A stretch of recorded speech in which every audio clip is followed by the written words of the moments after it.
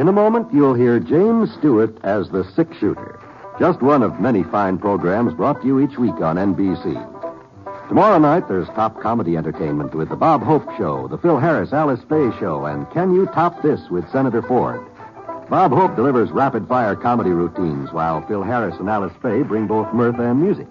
It's a great Friday night lineup of comedy programs, all of them heard only on NBC. James Stewart as the six-shooter.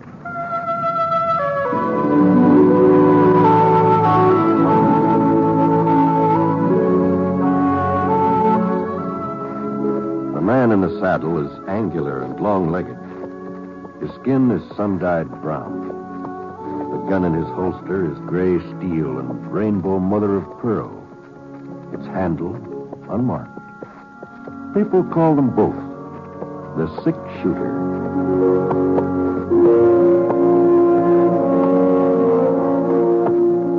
The NBC Radio Network presents James Stewart as the six-shooter, a transcribed series of radio dramas based on the life of Britt Ponset, the Texas plainsman who wandered through the Western Territories, leaving behind a trail of still-remembered legends.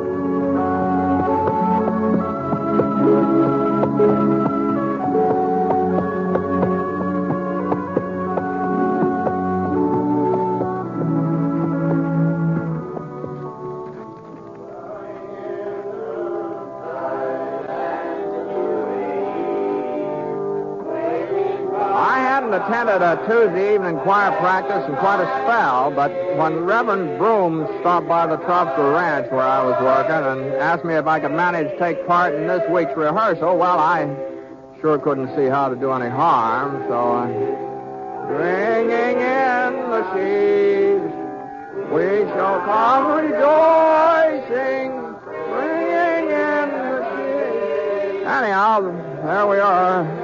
About 10 of us all gathered around at John Farley's General Store, it was. You see, the town of Easter Creek didn't have a regular church building yet.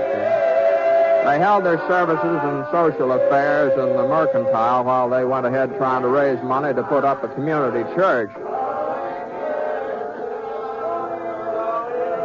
It was during the second verse of Bringing in the Sheaves that things started sounding a little peculiar, sort of like the voices and the music were sort of traveling different trails. At first I thought it was me. I never have been exactly what you'd call melodious, but then the other folks were beginning to have their troubles too. Holy smokes, it just was getting terrible. And finally, Mrs. Peebles, she was the organist, she just threw up her hands and stopped even trying to play. I simply can't. No, Elvira. Heaven knows I've tried. I've done my best. But this organ just won't play anymore. Well, we'll have Mr. Farley take another look at it, Elvira. I'm sure he'll be able to get it back into shape. There's nothing Mr. Farley can do. Or anybody else. It's plain wore out. You can't expect a thing to last forever. Oh, no, of course not. Seems to me that after all this time, something could have been done about buying a new organ. When I donated this one to the congregation, I didn't suppose I'd have to go on playing it all the rest of my life. But apparently that's what's expected. No, there's no need to upset yourself, Elvira. Well, I can't help being upset. I say I can't help it. How do you think I feel every Sunday? All those sour notes, and that wheezing and whining. Folks are beginning to think that it's me, that it's my playing. Well, I've been humiliated for the last time, and I won't go through it again. But Elvira, we got to have music for Easter services. Music? Well, you certainly don't call that music, do you? Good night, Reverend Broom. All right, everybody. Give me your attention, please. Attention, folks. Quiet down now, please. Quiet down. It appears that matters have come to a serious crisis. It's bad enough for a town by the name of Easter Creek not to have a proper building for Easter services. But to be without an organ and an organist. Well, it's a disgrace, a positive disgrace. No, we mustn't blame Miss Peebles. That instrument has seen its best days. There's no doubt about it. So I propose that we take immediate steps to purchase a replacement. Just one thing, Reverend Broom. Yes, Sheriff. Where's the money coming from? Well, now I've given that matter serious thought, Sheriff Appleton, and there seems to be only one possible solution to the problem. We'll just have to borrow from the building fund. That's sort of like robbing Peter to pay Paul, isn't it? No, not exactly. Seeing as how we haven't reached our $1,000 goal anyway, well, the money's just sort of lying there. No, I don't know about that. Just how much do you figure a new organ will cost, Reverend Broom? Well, I've done some investigating in the field, Mrs. Appleton. Last month, when Elvira's foot went through the pump pedal, it seemed like the situation was coming to head. The church over to Whitefield purchased a new organ just last Christmas, and they're willing to sell us their old one. It's used, of course, but it's still in excellent repair. And they're only asking $95. $95? No. I'm afraid that's a bit more than we can afford, Reverend. We must have at least $95 in the building fund. We've been putting money aside for the last year. No, we ain't. We got $42.50. That's the total. Up to and including $3.65 from the Cake Bazaar a month ago. $42.50? Yep. I just had no idea. We're shy over $50 from what it would take to buy the organ. And there just isn't any way we could raise it. Not between now and Easter. Now. We mustn't give up. After all, we only need the $50. $52.50. Yes, exactly. Well, let's see. There was just someone who could take a firm grip of the situation. A man who... Mr. Ponset. Yes, Reverend. Mr. Ponset, I know you aren't a regular member of our congregation, and you've only been in our midst a few months. But... Well, I sure be glad to donate what I can to the cause, Reverend, but I'm afraid it'd only be a drop in the bucket. Oh, a donation wasn't exactly what I had in mind. Oh? I think perhaps you can be of more service in another fashion. Ladies and gentlemen, I propose that we appoint Britt Ponset, a committee of one to take charge of the organ raising. Oh, now, hold on a minute here, Reverend Broom. We all know that you're a man of strength and determination, Mr. Ponset, that you inspire confidence, and we trust generosity.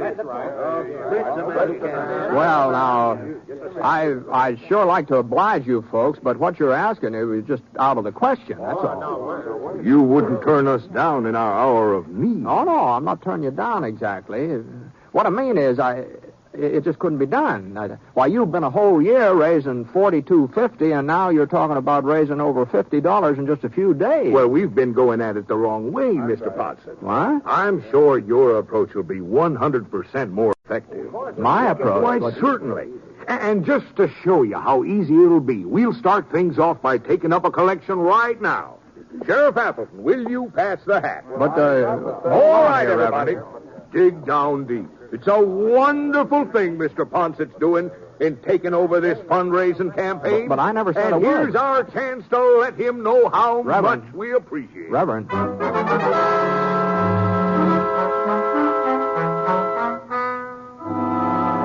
Well, the sheriff finished passing the hat and poured it out on the table, and Reverend Broom counted it, $2.50.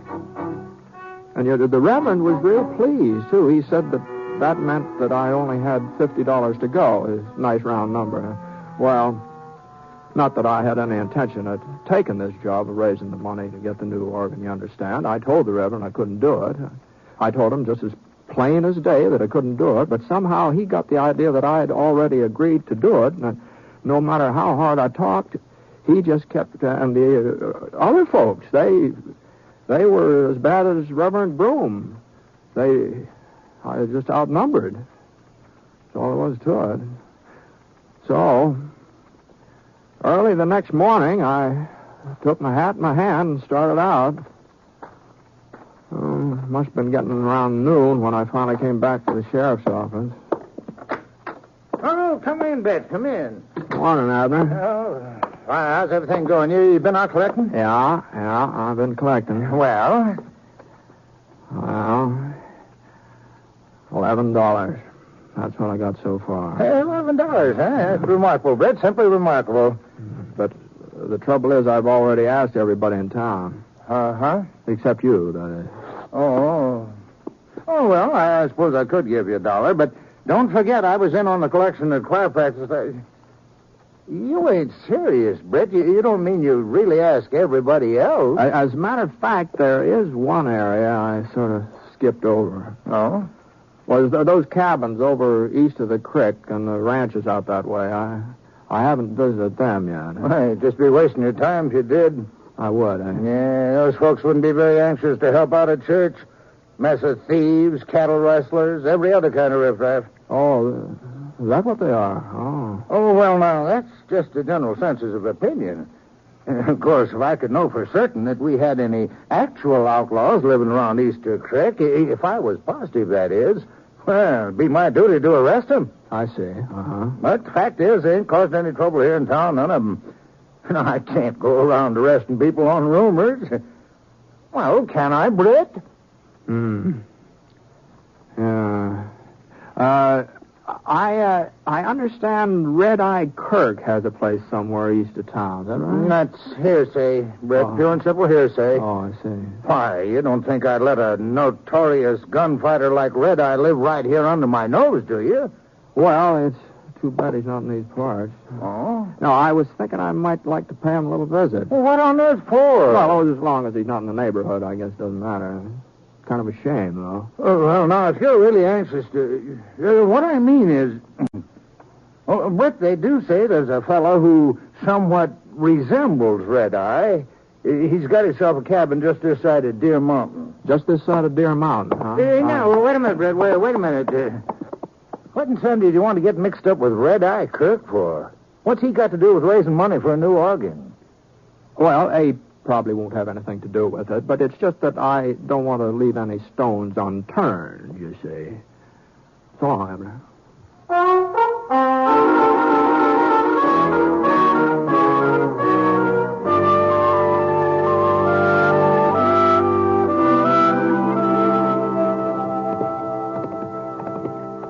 It was about a half-hour's ride out to the cabin Sheriff Appleton told me about. Not much of a cabin, though. Just a shack at the foot of Deer Mountain with a corral off one side. There sure were a lot of different brands on the horses in that corral. Well, I pulled up in the yard about 15 feet from the cabin door. Whoa, Scar. Whoa. For a minute, it didn't seem like there was anybody at home. And then I heard the door start to creak open. The barrel of a .45 poked into sight. The man behind it was tall, square-shouldered, and thick black beard, and kind of reddish eyes. Howdy. What do you want, mister? I'm looking for Red Eye Kirk. Ain't nobody here by that name. Uh-huh. So maybe you'll do, then. What? My name's Ponset, Britt Ponset. Ponset? Now, hold on. Now, just take it easy with that gun. Get him up. And get him up high. Oh, sure. How's this? You alone? Yep, I'm alone. You must be plumb crazy thinking you can take me single-handed. No, I'm not interested in taking you, Red Eye. I told you that ain't who I am. Oh, that's right. Yeah, that's right. Yes, you did. Yes, that's right. You mind if I get off my horse? Well, just don't try nothing, that's all. And don't move toward your holster. Don't worry. That's close enough. Sure. Now, what are you doing out here, anyway? Well, the fact is, you see, Mr. What'd you say your name was? Jones. Bill Jones. Yeah. Well, Mr. Jones, I've been given the job of raising some money.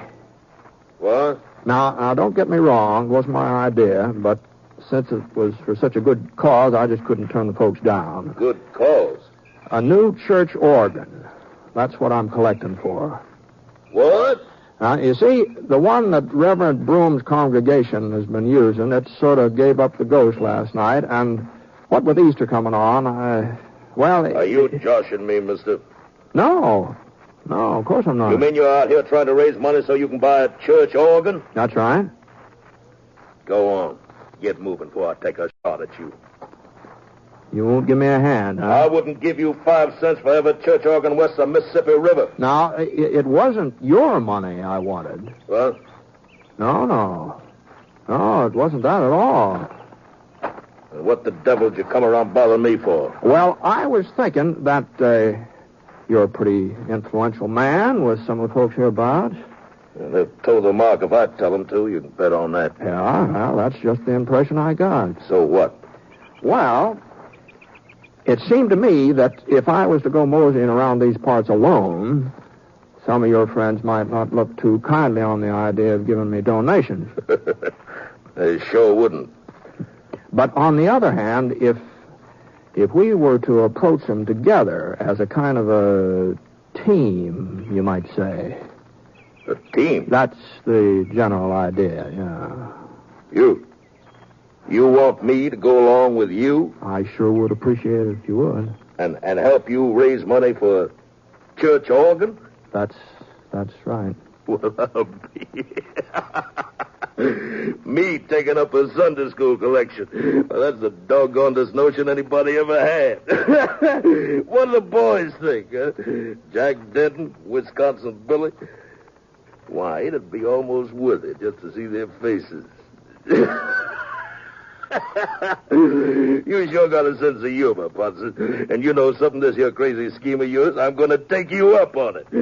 You know something, Mr. Jones? What? You know something? I kind of thought you would.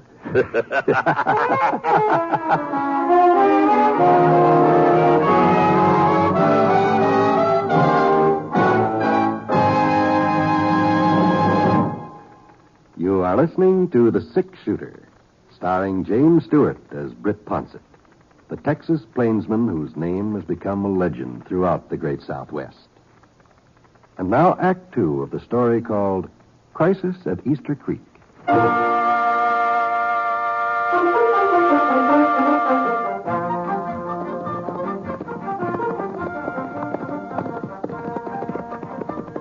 Well, the first place we came to was a farmhouse about a quarter of a mile south of Red Eye's cabin. At least it had been a farmhouse once. There sure wasn't any crops growing in the vicinity now. The porch sagged off at a slant, and the windows were stuffed full of papers and rags. Even the front door looked like it was about to slide off its hinges. The place really looked deserted, but Red Eye gave me the nod, and we pulled up and dismounted. Old Red Eye, he had a great big grin as white as a full moon spread all over his face. Been there ever since we started off. Hey, Denton! Get out here, Denton! It's me, Red Eye. Well, I guess you knowed who I was anyway, didn't you? Well, I had a pretty good idea. Howdy, Red Eye. What can I do for you? Denton, this here's Britt Ponset. Ponset. Howdy, Danton. Now, don't you worry, Red Eye. Even if he did get the draw on you, he ain't turning you over to no sheriff. Oh, put your gun away, Denton. Huh? Use your eyes. Ponset ain't covered me, is he? Then what are you doing riding along with him? Oh, we got us a little project. Now, you explain it to him, Ponset. Well, the fact is we're collecting money to buy a new organ for Reverend Broom. What? That's right, Jack. Oh. Sounded to me like you said money for a new organ. I must be getting loco. I sure ain't gonna argue that with you, Denton. Well, come on. Come on, fork over. You mean you're serious, Red Eye? Of course I'm serious. And he must be holding a gun on you. I ain't got all day, Denton. How much we need, Britt? Well, let's see. 12 from 50, $38. Well, you heard him. Denton? Sure, Red Eye, sure. Now, just let me look in my purse here.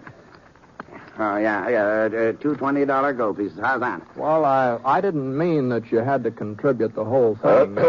Just What? keep the change. Just keep the change. Oh, well, thanks a lot. My pleasure entirely. Well, was there anything else, Red Eye? No, I guess that'll do it for now. Let's go, Ponset. Yeah, sure. Easy, boy. I'm glad you boys stopped by. Anytime I can, well, you know where to find me. We'll stop at Mike Morgan's place next. That's just down the road. Well, that's mighty considerate of you, Red Eye, but we don't need to make another stop. What? Well, what are you talking about? Well, $38, that's all we needed, you see. Oh. See, the organ's all paid for now. Well, there must be something else the Reverend needs money for, ain't it? Oh, I suppose. Doggone it, Ponset. I'm enjoying myself. And besides, it wouldn't be fair to the rest of the boys if Denton was the only one who got a chance to do a little contributing to charity. The least we can do is stop at Mike Morgan's, seeing as how we're so close. I said, well, whatever you say. Whatever you say, Red Eye. Well, we made about 8 more stops before evening, and I must say that all of Red Eye's friends are mighty generous. Why, I even had to turn down the offer of a couple of cows for the cause, seeing as how there was some doubt as to the legal owner of the stock in question. But the gold and the silver and the paper money, well, there just wasn't any way of telling how that was come by. At least, wasn't any way I could think of. So by sundown, I was carrying quite a load of cash. And we were riding away from Slick Wilson's place when Red Eye gave a little sigh and looked at me sort of disappointed. Well, guess I better head back home now. Sure, Red Eye, sure. What's the matter? I was just thinking about how Mike Morgan tripped over his shotgun when I told him what it was we wanted. Nearly blowed himself right over the bar. Yeah, it's kind of a close call, wasn't it? Doggone it, I don't see why Wisconsin Billy wasn't at home. Well, he'd have been fit to be tied. Well, we did all right without him. Easy. Say, Britt. Oh, why don't you come back tomorrow, huh? Oh, no. He'll probably be around then. Oh, no, thanks, Red Eye. I got a whole lot more than I ever expected. And I sure do appreciate your assistance. Oh, pleasure's all mine. Well, good luck. Same to you, Red Eye.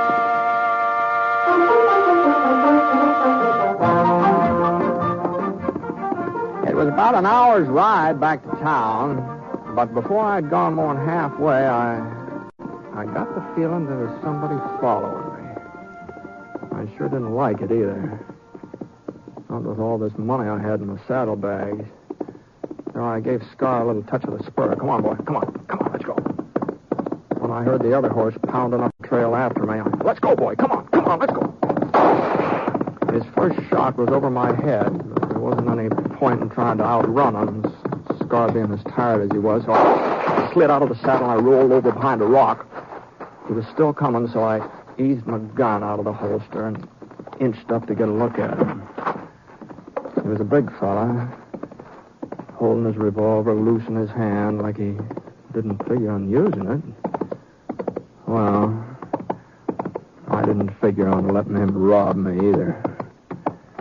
I waited until he was about even with the rock where I was hiding. Then I stood up. Drop it! Drop it! Okay, take it easy, Ponset. Why, you know who I am, huh? Red Eye told me you was heading this way. I've been trying to catch up with you for the last 15 minutes. You mean Red Eye sent you after me? I'll say he did. Well, I'll be darned. I thought I had him figured different. Now, I suppose he told you about the money, too. Sure. Here's mine. My share. Catch. What? Your share? For the church organ. Name's Wisconsin Billy. I was out when you come by to collect this afternoon. Oh. Then I wanted to make certain you got my donation. Oh, I see. Now, do you mind handing me my gun? You guy? No, not a bit. Here you are. Thanks. Well, so long, Ponset. Yes, so long there.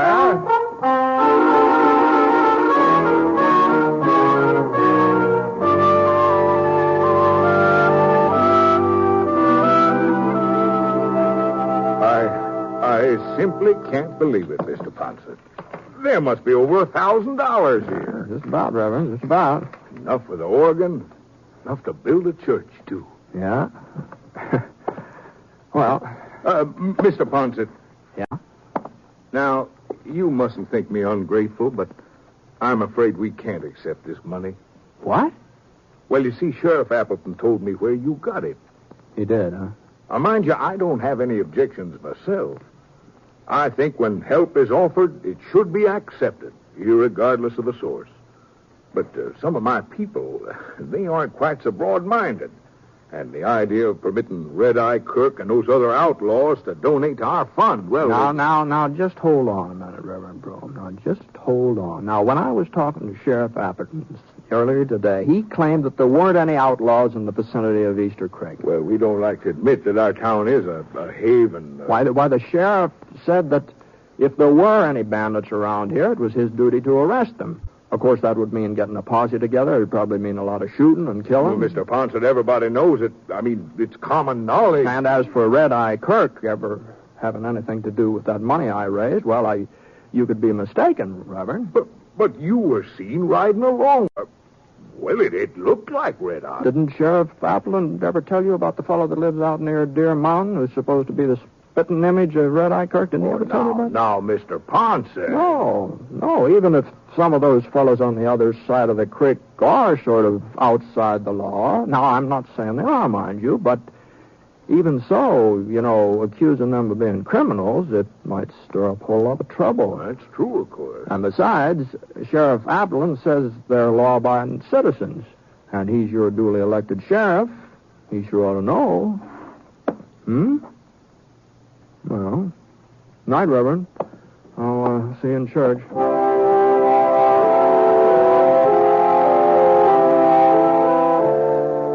Well, I guess there was a little argument about whether or not to accept the money, but Sheriff Appleton finally convinced folks that they didn't have any right to turn it down.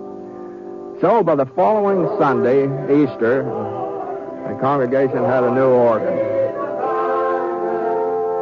And the service was real well attended, too. Now, some of the folks didn't look like regular churchgoers.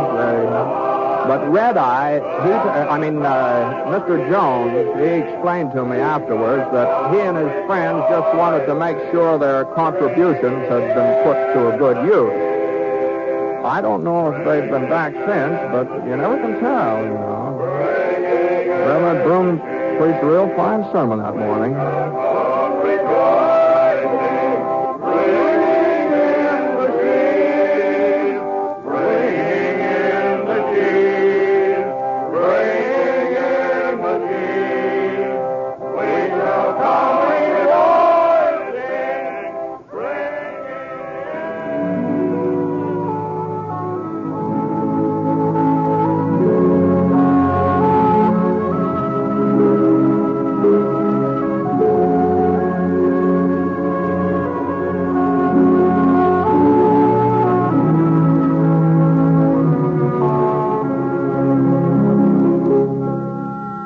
Six Shooter is a transcribed NBC Radio Network production in association with Review Productions. It is based on a character created by Frank Burt and is written by him.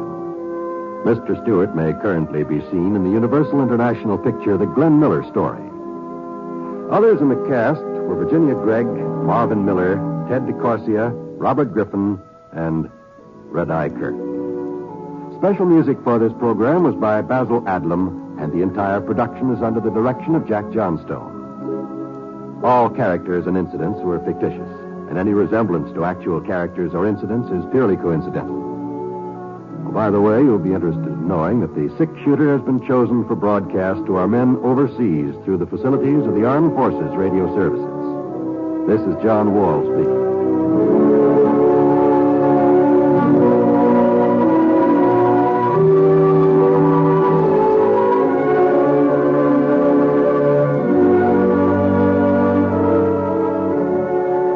Play Truth or Consequences with Ralph Edwards on the NBC Radio Network.